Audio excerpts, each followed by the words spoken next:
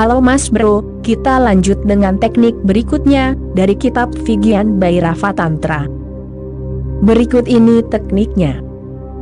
Seperti induk ayam yang menjadi induk bagi anak-anaknya, jadilah induk dengan mengetahui dan melakukan tindakan tertentu dalam realitas. Makna kuncinya adalah dalam realitas. Dirimu juga menjadi ibu bagi banyak hal, tetapi dalam mimpi, bukan dalam kenyataan. Dirimu juga melakukan banyak hal, tetapi dalam mimpi, bukan dalam kenyataan. Jangan menjadi ibu bagi mimpi, jangan bantu mimpi untuk tumbuh lebih banyak dalam dirimu, jangan berikan energimu untuk bermimpi. Tarik dirimu dari semua mimpi. Itu akan sulit, karena dirimu telah berinvestasi begitu banyak dalam mimpimu. Jika dirimu tiba-tiba menarik diri sepenuhnya dari mimpi, dirimu akan merasa seolah-olah dirimu tenggelam dan sekarat. Karena dirimu selalu hidup dalam mimpi yang tertunda. Dirimu tidak pernah berada di sini dan saat ini, dirimu selalu berada di tempat lain. Dirimu telah berharap. Pernahkah dirimu mendengar kisah Yunani tentang kotak Pandora? Sebagai pembalasan atas perbuatan seseorang, Pandora dikirimi sebuah kotak, dan kotak itu berisi semua penyakit yang kini merajalela di antara manusia. Penyakit-penyakit itu sebelumnya tidak ada di sana, dan ketika kotak itu dibuka, penyakit-penyakit itu pun terlepas. Pandora, yang merasa takut setelah melihat penyakit-penyakit itu, menutup kotak itu. Hanya ada satu penyakit yang tersisa di sana, yaitu harapan. Jika tidak, manusia akan punah, semua penyakit ini akan membunuhnya, tetapi karena harapan, manusia bisa terus hidup. Mengapa dirimu hidup? Pernahkah dirimu bertanya? Tidak ada yang perlu dijalani di sini dan saat ini. Yang ada hanyalah harapan. Dirimu membawa kotak Pandora. Mengapa dirimu masih tetap hidup hingga saat ini? Mengapa dirimu bangun setiap pagi? Mengapa dirimu memulai harimu lagi dan lagi? Mengapa ada pengulangan ini? Apa alasannya? Dirimu tidak bisa menemukan alasan apapun saat ini untuk pertanyaan, mengapa dirimu masih tetap melanjutkan hidup? Dan jika dirimu menemukan sesuatu alasan, itu akan menjadi sesuatu yang berada di masa depan. Harapan bahwa sesuatu akan terjadi, suatu hari nanti sesuatu akan terjadi. Dirimu tidak tahu kapan hari itu akan tiba. Dirimu bahkan tidak tahu apa yang akan terjadi, tetapi suatu hari nanti sesuatu akan terjadi. Jadi dirimu terus memperpanjang hidupmu, dirimu terus membawa dirimu. Manusia hidup hanya dengan harapan, dan ini bukanlah kehidupan, karena harapan berarti mimpi. Jika dirimu tidak hidup di sini dan saat ini, dirimu sama sekali tidak hidup. Dirimu adalah beban yang tidak berguna, dan hari esok yang akan memenuhi semua harapanmu, tidak akan pernah datang. Ketika kematian datang, barulah dirimu akan menyadari bahwa sekarang tidak ada hari esok, dan sekarang dirimu tidak bisa menundanya. Saat itu dirimu akan merasa kecewa, tertipu. Tetapi tidak ada seorang pun yang menipumu. Dirimu adalah penguasa dari semua kekacauan ini. Cobalah untuk hidup di sini, di saat ini, dan jangan menyimpan harapan, apapun sifatnya. Harapan itu mungkin bersifat duniawi, mungkin juga bersifat dunia lain, sama saja, tidak ada bedanya. Harapan itu mungkin bersifat religius, di suatu tempat di masa depan, di dunia lain, di surga, di nirwana, setelah kematian, tetapi tidak ada bedanya. Jangan berharap. Bahkan jika dirimu merasakan sedikit keputusasaan di sini, tetaplah di sini. Jangan beranjak dari sini dan saat ini. Jangan bergerak. Terima saja, tetapi jangan biarkan harapan itu masuk. Melalui harapan, mimpi masuk. Jadilah putus asa. Jika hidup tidak ada harapan, jadilah putus asa. Terimalah, tetapi jangan bergantung pada kejadian di masa depan. Maka tiba-tiba akan ada perubahan. Begitu dirimu tetap berada di momen saat ini, mimpi berhenti, karena mimpi tidak bisa muncul. Sumbernya telah ditarik. Dirimu bekerja sama dengan mimpi, dirimu merawatnya, itulah sebabnya mimpi muncul. Jangan bekerja sama dengan mimpi, jangan merawatnya. Sutra ini mengatakan, jadilah induk dengan mengetahui hal-hal tertentu. Mengapa mengetahui hal-hal tertentu? Dirimu juga adalah induk, tetapi dirimu induk dari teori-teori tertentu, bukan mengetahui hal-hal. Kitab suci tertentu, bukan mengetahui hal-hal. Hipotesis, sistem, filosofi, pandangan dunia tertentu, tetapi tidak pernah dari mengetahui hal-hal tertentu. Sutra ini mengatakan buanglah semuanya.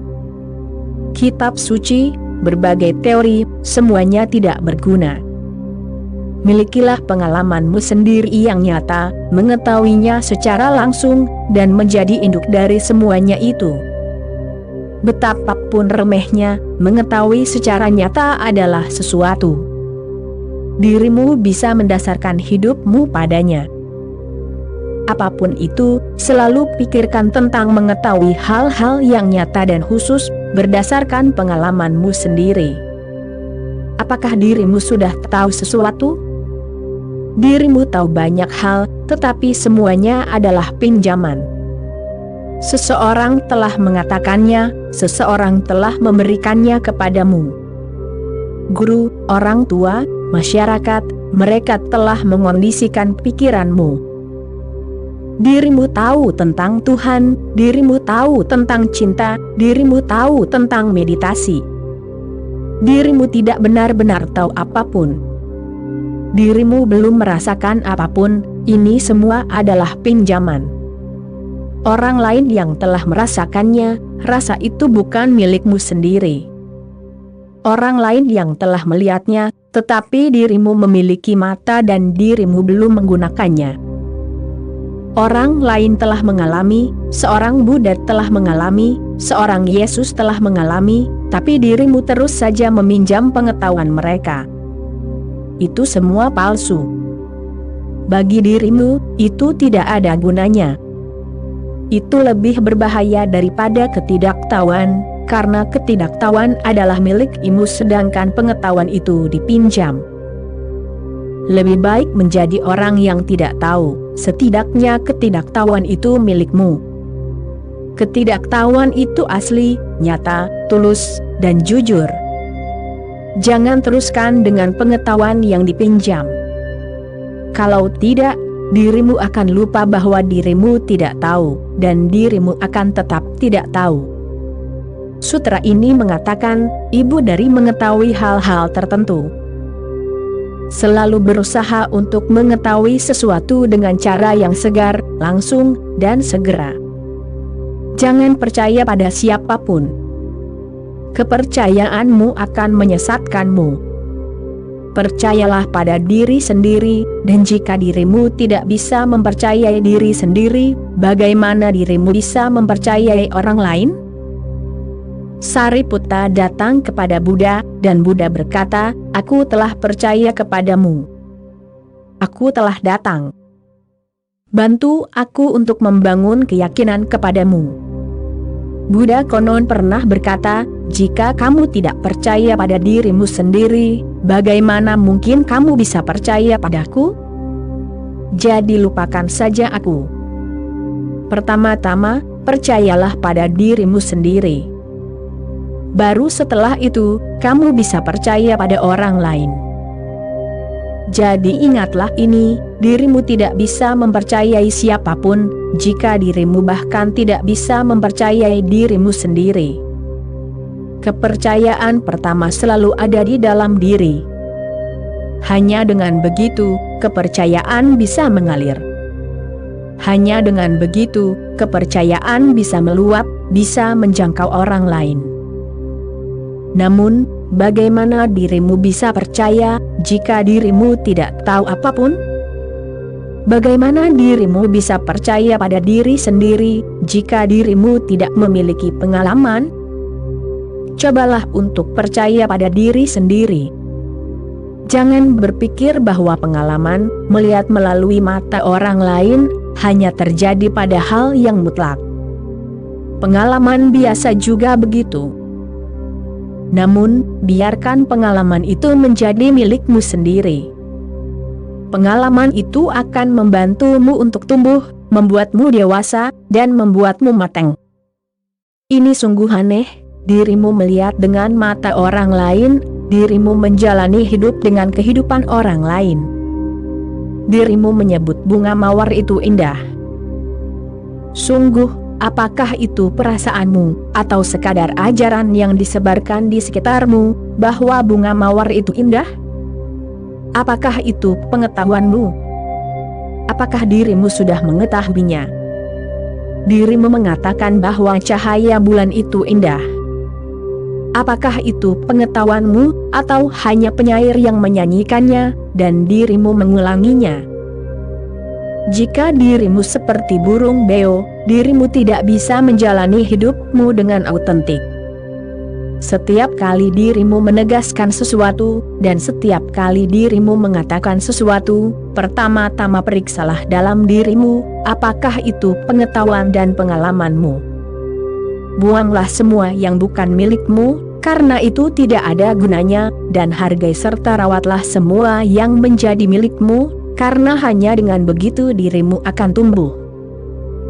Ibu, mengetahui hal-hal tertentu, tindakan tertentu, dalam realitas. Selalu ingat dalam kenyataan. Lakukan sesuatu.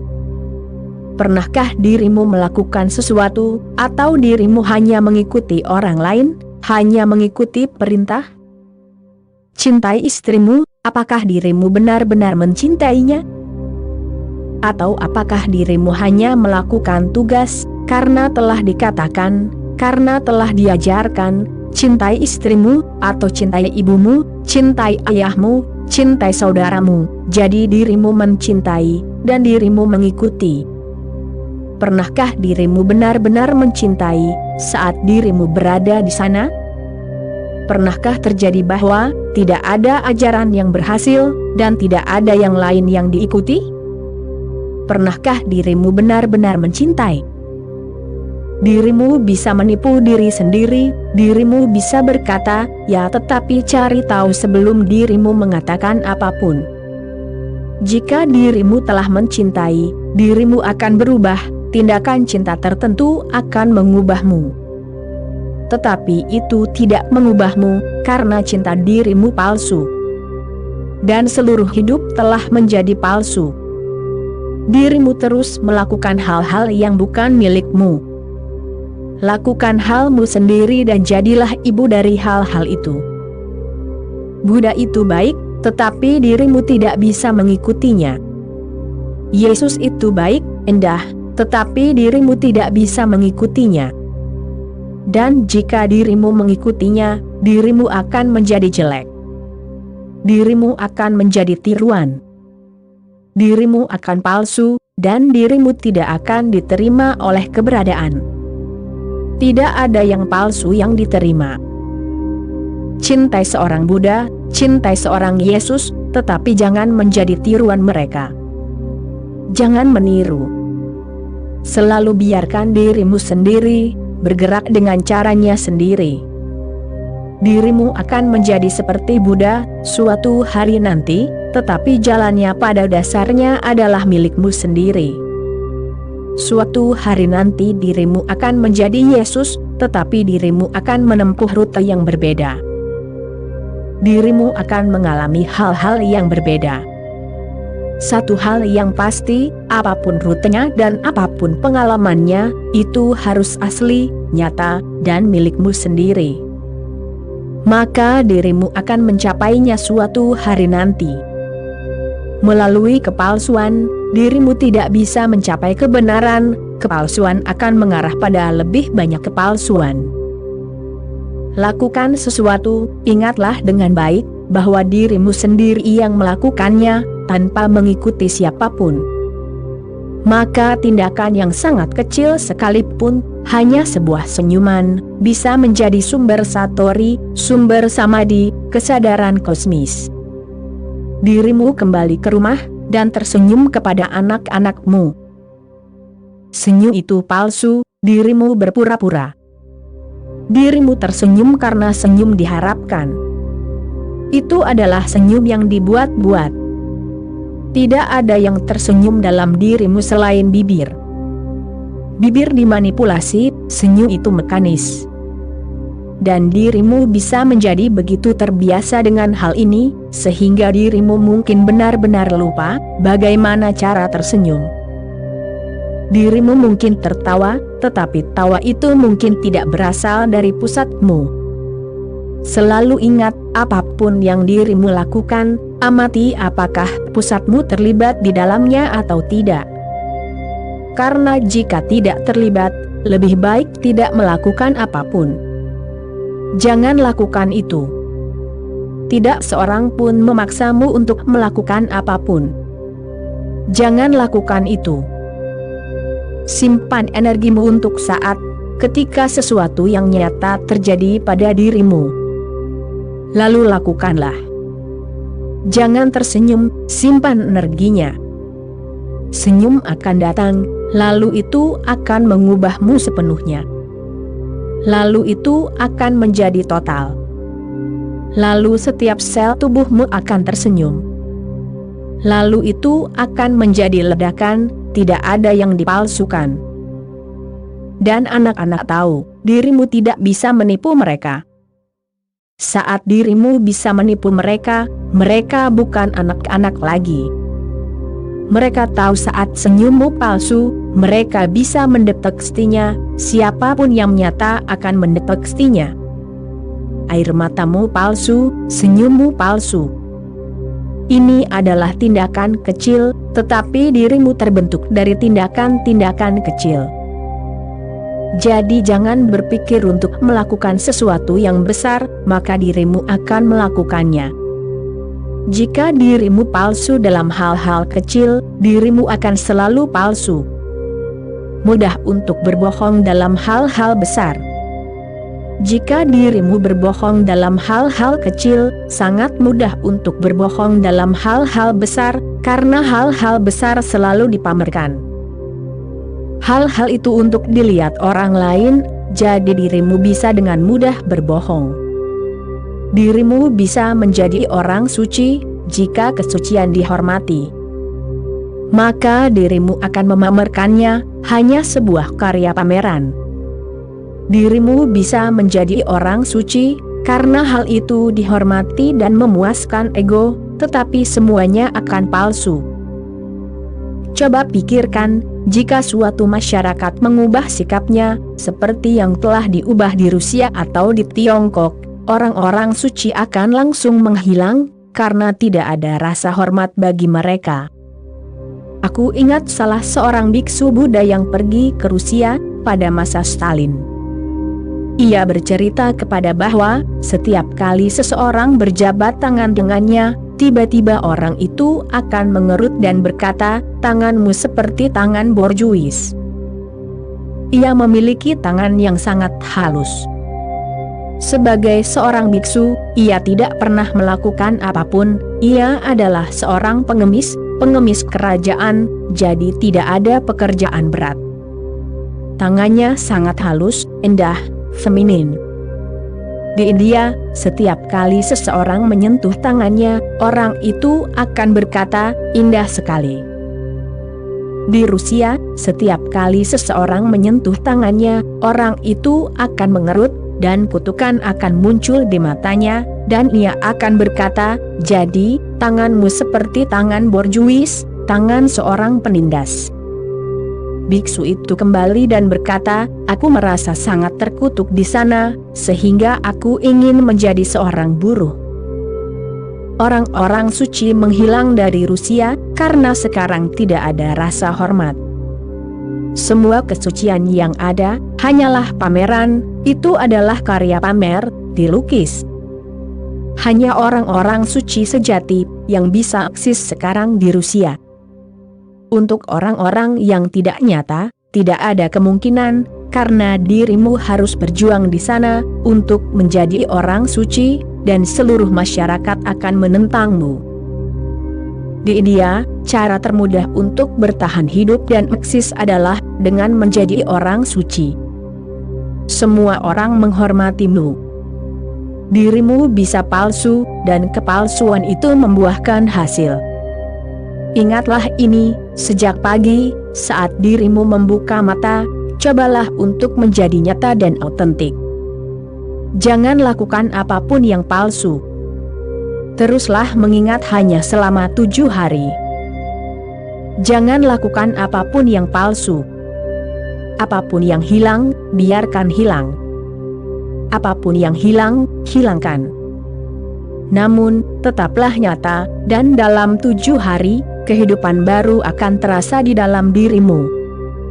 Lapisan-lapisan yang mati akan hancur, dan arus kehidupan baru akan datang kepada dirimu. Dirimu akan merasa hidup kembali, untuk pertama kalinya, sebuah kebangkitan. Ibu dari perbuatan. Ibu dari pengetahuan. Dalam kenyataan, bukan dalam mimpi. Lakukan apapun yang ingin dirimu lakukan, tetapi pikirkan, sungguh, apakah dirimu melakukannya, atau apakah ibumu melakukannya melalui dirimu, atau ayahmu melakukannya melalui dirimu. Karena orang mati, orang tua yang sudah meninggal, masyarakat, generasi tua yang sudah lama berlalu, masih berfungsi di dalam dirimu. Mereka telah menciptakan kondisi-kondisi seperti itu, sehingga dirimu terus memenuhinya, dan mereka memenuhi ayah dan ibu mereka, yang sudah meninggal. Dan dirimu memenuhi ayah dan ibumu yang sudah meninggal, tapi tidak seorang pun yang terpenuhi. Bagaimana dirimu bisa memenuhi seseorang yang sudah meninggal? Tetapi orang mati hidup melalui dirimu. Selalu perhatikan ketika dirimu melakukan sesuatu, apakah ayahmu melakukannya melalui dirimu, atau dirimu sendiri yang melakukannya. Ketika dirimu marah, apakah itu kemarahanmu, atau apakah itu cara ayahmu dulu marah? Dirimu hanya meniru. Aku telah melihat pola yang terjadi, berulang. Jika dirimu menikah, pernikahanmu akan kurang lebih sama dengan ayah dan ibumu. Dirimu akan bertindak seperti ayahmu, istrimu akan bertindak seperti ibunya, dan dirimu akan menciptakan kekacauan yang sama lagi. Ketika dirimu marah, perhatikan, apakah dirimu yang ada di sana, atau orang lain? Ketika dirimu mencintai, ingatlah, apakah dirimu yang ada di sana, atau orang lain? Ketika dirimu berbicara sesuatu, ingatlah, apakah dirimu yang berbicara, atau gurumu? Ketika dirimu membuat gerakan, ingatlah, apakah itu milikmu, atau ada orang lain yang hadir di tanganmu? Itu akan sulit, tetapi ini adalah sadhana. Inilah yang dimaksud dengan upaya spiritual. Dan tinggalkan semua kepalsuan. Dirimu mungkin merasakan kebosanan tertentu untuk sementara waktu, karena semua kepalsuanmu akan hilang, dan yang asli akan membutuhkan waktu untuk muncul, dan menegaskan dirinya sendiri. Akan ada masa jeda. Biarkan masa itu, dan jangan takut dan jangan menjadi takut. Cepat atau lambat diri palsumu akan hilang, topeng akan hilang, dan wajah aslimu akan muncul. Hanya melalui wajah asli itu, dirimu bisa bertemu Tuhan. Itulah sebabnya sutra ini mengatakan, seperti induk ayam yang menjadi induk bagi anak-anaknya, jadilah induk dengan mengetahui dan melakukan tindakan tertentu dalam realitas. Oke Mas Bro, itulah kutipan kali ini, kita sambung lagi nanti. Terima kasih.